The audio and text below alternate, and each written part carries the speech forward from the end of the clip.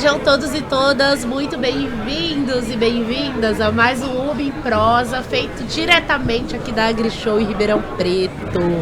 Nós estamos aqui na AgriShow, dias de feira lotados. A AgriShow é uma feira do calendário agro, uma das mais conhecidas, uma das maiores da América Latina. Vocês estão vendo imagens da feira aí captadas pela nossa equipe. Hoje, mais um dia de recorde de público, a feira tá cheia, tá lotada, as pessoas vêm aqui para conhecer os estandes, conhecer novas tecnologias, e nós do Grupo UB Agro estamos aqui com duas empresas da companhia, né, do grupo, que é a Vitalis, nossa empresa de biológicos, e a UBFOL, que já está há 38 anos no mercado, a nossa empresa de nutrição foliar. Então, o UB em Prosa está aqui com convidados e amigos e parceiros e clientes, né? A gente já fez diversos conteúdos que tá aí no nosso YouTube. Então, se você chegou até esse podcast, se você chegou até esse videocast, tá assistindo ou tá ouvindo, procura aí os outros programas que nós produzimos aí com muito carinho para vocês, falando sobre conteúdos relevantes do agronegócio. E hoje, mais uma vez, estou aqui com o Adriano, meu parceiro da apresentação, e com convidados maravilhosos, não é mesmo? É isso mesmo, Agnes.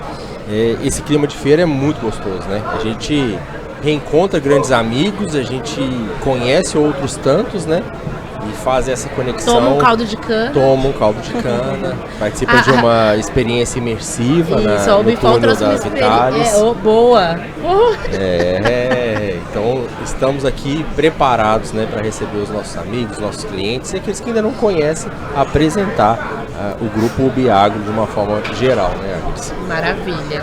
Hoje, né, estamos aqui para falar de um tema muito legal, né, que eu acredito que alguns tenham muitas dúvidas de como que se dá, como que essa informação chega para todo mundo, e hoje a gente vai falar sobre isso. E nós estamos aqui na mesa hoje com a Ângela Ruiz, ela é editora-chefe de agro do site Clima Tempo, e nós estamos também com a Raíza, gerente regional de vendas da UBFOL. Ângela, seja muito bem-vinda. Olha, eu que agradeço esse convite de estar com vocês aqui nesse podcast. E eu queria aproveitar que eu estou aqui, eu quero então fazer um brinde aqui com essa caneca linda, UB em Prosa aqui, ó. Aê! Tá calor hoje aqui, ó. Salve, uma garrafa boa aqui, muito bom. E eu quero agradecer demais aqui vocês terem me convidado para a gente falar desse assunto tão importante, né? Que é clima hoje para o produtor, que impacta muito a safra. A gente está vendo muitos eventos extremos acontecendo, e isso, né, caracterizou até essa safra aí, com a questão de clima, com quebra de safra e também a questão de preço. Então é um assunto hoje muito importante para o produtor rural. Muito obrigada por todos por esse convite. Bem-vinda, Raíza. Obrigada, a gente que agradece, né? Feito o Adriano bem falou, sempre que a gente vai para fazer qualquer coisa, né, ou viajar para qualquer lugar, a primeira coisa que a gente faz é entrar no site do Clima Tempo e ver qual vai ser, né, a previsão daquele período, né, e entender mais sobre isso. Acho que é um desejo realmente que todo mundo, uma curiosidade, né, que muitos têm. Raíza, sócia e proprietária do podcast. Já é toda segunda aqui, né? Ângela, pra gente entrar já no assunto, eu queria que você contasse pra gente um pouquinho como que se dá essa informação, né? Como que a previsão meteorológica é feita, de onde vêm esses dados? Conta pra gente um pouquinho de tudo que acontece por trás, até essa informação estar disponível para todos os usuários. Excelente pergunta. Olha, a previsão do tempo hoje que o produtor rural acompanha pelas rádios, né, pelo digital, da palma da mão dele pelo celular e também nas emissoras de televisão, é feita hoje pela Clima Tempo e pelos meteorologistas, mas isso tem muita ciência e tecnologia por trás disso. Tudo começa, eu vou fazer aqui uma passagem bem rápida, né? Mas tudo começa quando a gente tem aqueles satélites lá no espaço com informações, e essas informações vão para um supercomputador. Esse supercomputador fica lá nos Estados Unidos. O governo brasileiro, ele entra dentro desse computador, ele puxa os dados, né? O que são esses dados? São dados da atmosfera. E aí, esses dados vão para um supercomputador que fica lá em Cachoeira Paulista, no interior de São Paulo, que faz zilhões de contas por segundo e agrupa esses dados. São dados de pressão atmosférica, de temperatura mínima e máxima, de sistemas meteorológicos globalmente que estão atuando naquele dia, naquele momento, naqueles segundos. E esses dados agrupados vão para um outro computador onde roda modelos matemáticos de previsão. Esses modelos matemáticos são feitos por cientistas e refinados, né?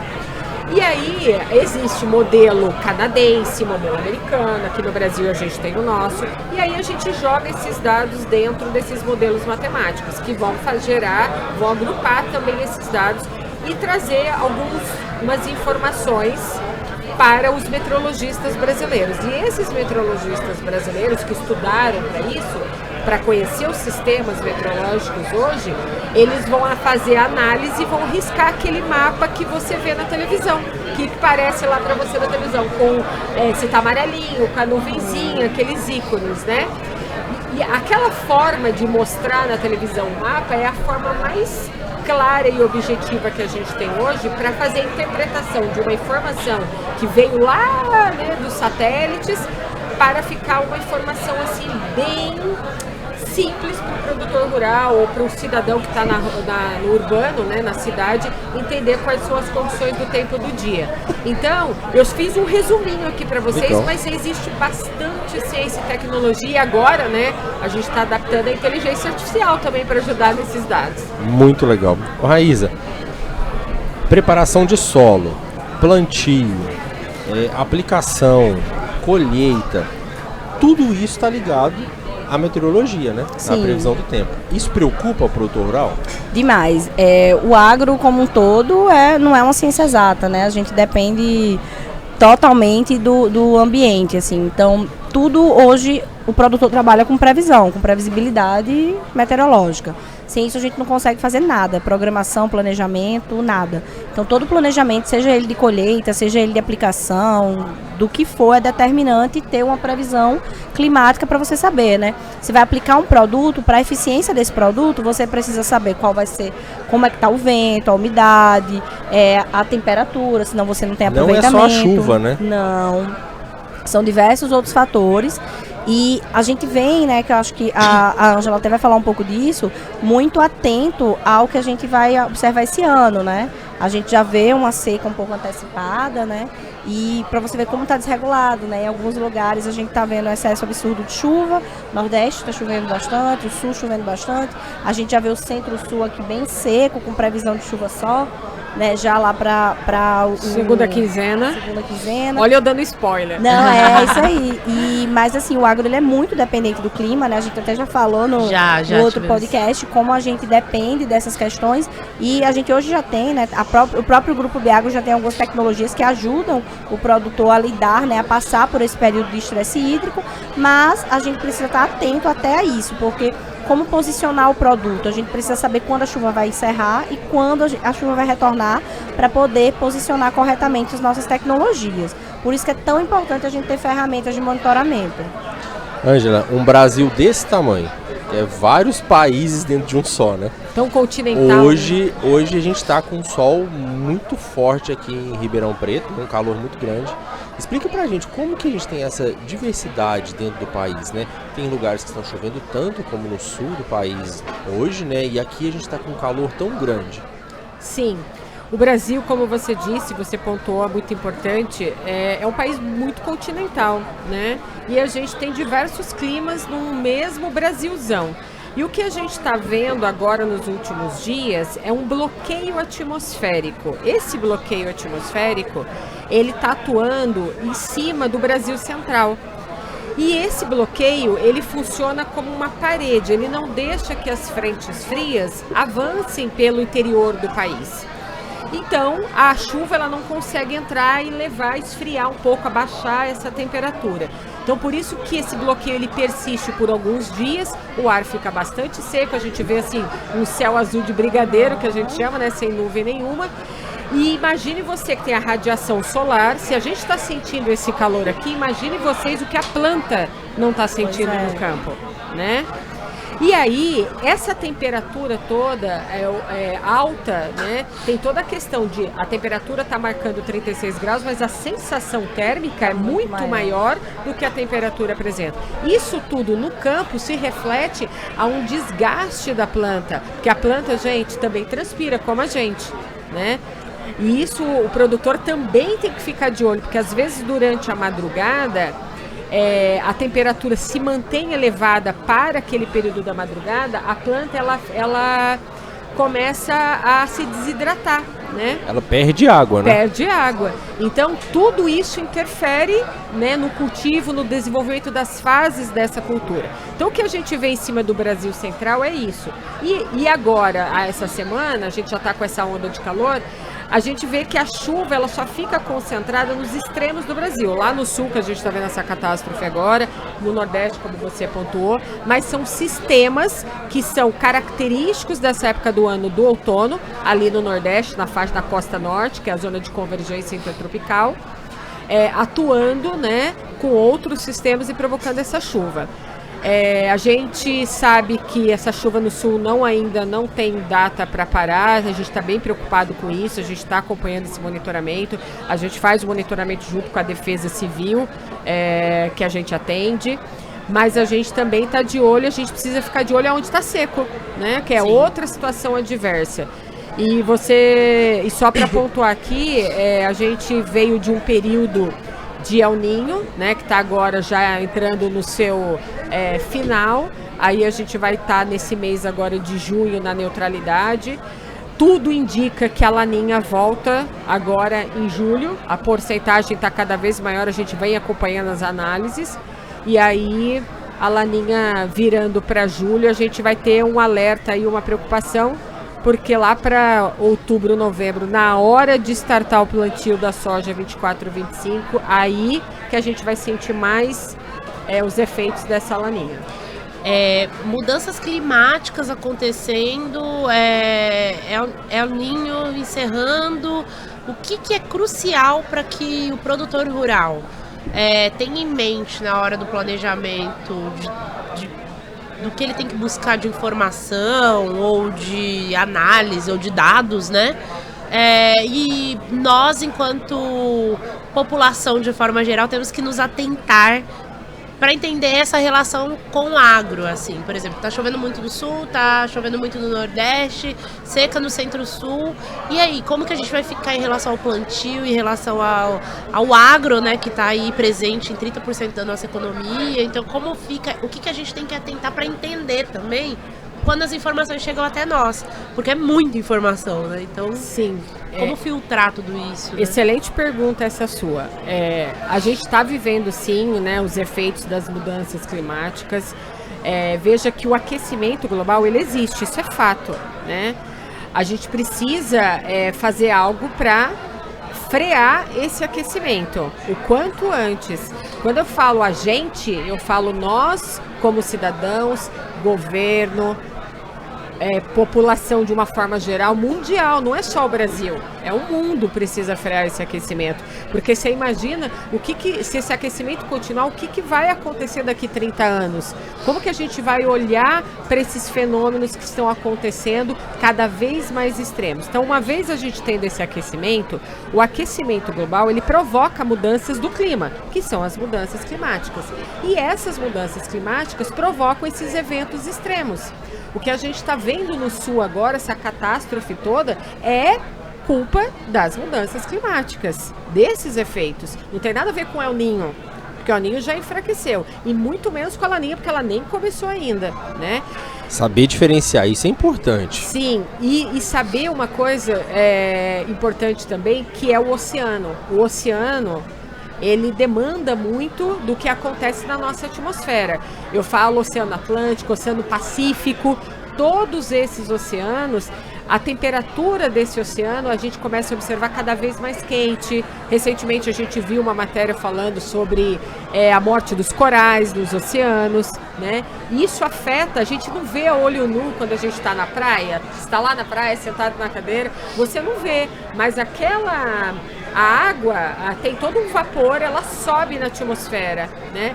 No período do verão tem aquelas tempestades de final de dia quando você está na praia, né? E agora a gente está num período que a chuva vai rareando, a gente está no outono e inverno. É comum durante o outono e inverno chover menos que na primavera e verão. O produtor rural já sabe disso, mas quando chove, chover desse extremo todo, isso é prejudicial para a agricultura brasileira, prejudicial até para o urbano que está na cidade. Se tiver ainda em áreas de risco, que aí é pior ainda, né? Mas o importante da sua pergunta é que hoje já existe a previsão de tempo e a previsão de clima, que é diferente. A previsão do tempo é aquela que eu vou falar assim para você. Agnes, você vai para a praia esse final de semana, vai sair aqui da AgriShow, você vai para a praia, olha, já vou te dizer que vai fazer sol, não vai chover, você vai pegar uma praia boa, a temperatura vai estar... Inclusive, eu tô pensando nisso, e depois no final você me fala, por favor. Quase achei que ela tinha acertado. E aí, essa é a previsão do tempo. A previsão de clima é aquela que eu vou falar para você, te dar uma tendência do que vai acontecer daqui 3 meses, 6 meses, 1 ano. Então, você vai falar assim para mim, olha, Ângela, eu quero trabalhar com os clientes do Bifol, eu quero ali preparar com as nossas tecnologias. O que ele pode ver no campo daqui 3 meses que vai acontecer? Então, eu vou te entregar um relatório com uma tendência e você vai entregar isso para a sua equipe que vai a campo. A sua equipe vai levar essa informação para o produtor para adequar a melhor tecnologia para ele na hora que ele vai tomar a decisão no campo do que fazer. Então, existem os relatórios de clima. Mudanças climáticas. A gente falou de nós fazermos algo, né? Para que isso seja minimizado, né? De forma prática, o que nós podemos fazer? Olha, para contribuir? Dá para a gente fazer muita coisa.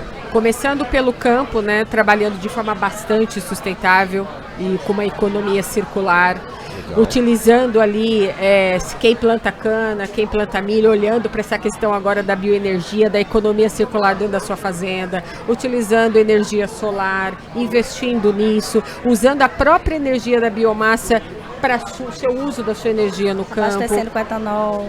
Exatamente. Olhar para a questão da poluição, da gente fazer o nosso reuso do que a gente pode reutilizar na nossa casa, reciclagem, né? Ninguém quer ver lixo na praia, né? Ninguém quer ver lixo na rua. Tudo faz parte de um modo de cultura que a gente tem que olhar diferente. Raíza, você atende uma região, né? Região do Goiás. Conta pra gente como que tá com os clientes isso. Isso já é uma realidade, já é uma preocupação que leva para a mesa, que eles estão discutindo, ainda está muito distante de ir para a execução?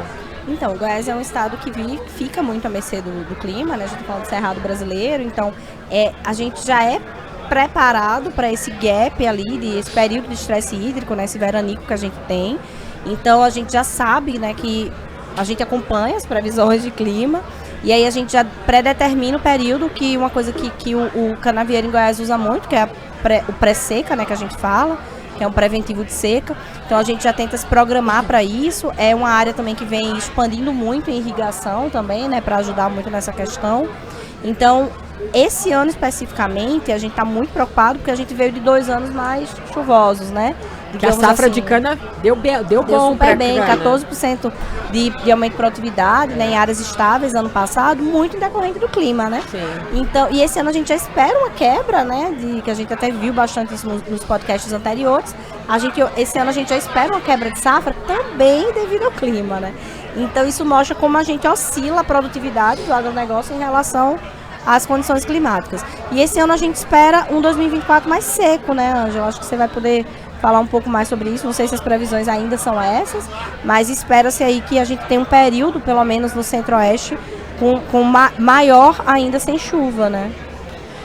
Como eu disse, a gente está em pleno outono e inverno, a gente já sabe que a chuva já rareia bastante nessa época, mas com a informação da Laninha já sendo projetada para o segundo semestre, a Laninha ela tem características bem diferentes do El Niño.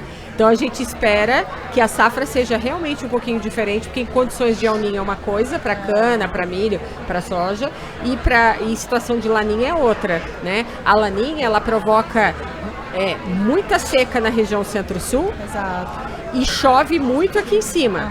E quando a gente vê o Brasil Central, ele fica no meio, entre a faixa norte e a faixa do centro-sul.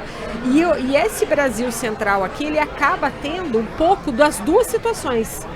Então é muito particular fazer a previsão nessa faixa aqui central. Por isso que às vezes você em Goiás fala assim, mas eu tô vendo lá no horizonte, tá chovendo lá, mas aqui não tá caindo uma gota. Por que está acontecendo isso, né? Ele acaba sentindo um pouco... A gente vê muito isso lá. Isso, é engraçado com todo respeito. Mas assim, tem usina que choveu milímetros super bons e a usina vizinha não choveu nada.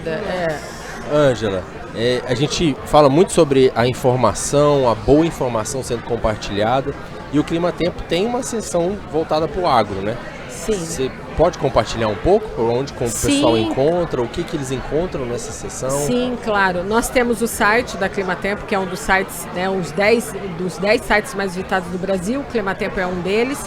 E lá a gente traz a informação para o produtor rural, né, da previsão do tempo para o dia. Mas a gente tem uma editoria dentro do canal Clima Tempo, não só das notícias de hard news do que está acontecendo agora, a cobertura da chuva na região sul do país, no Nordeste, mas também a cobertura do agro brasileiro. O que está acontecendo do ponto de vista do agro? A gente tem nessa editoria de notícias agro lá no site Clima Tempo. Então é só acessar o site da Clima Tempo. Lá na home você já vai ver os destaques. Já tem aqui notícias sobre a cobertura também aqui da AgriShow, do que está acontecendo aqui.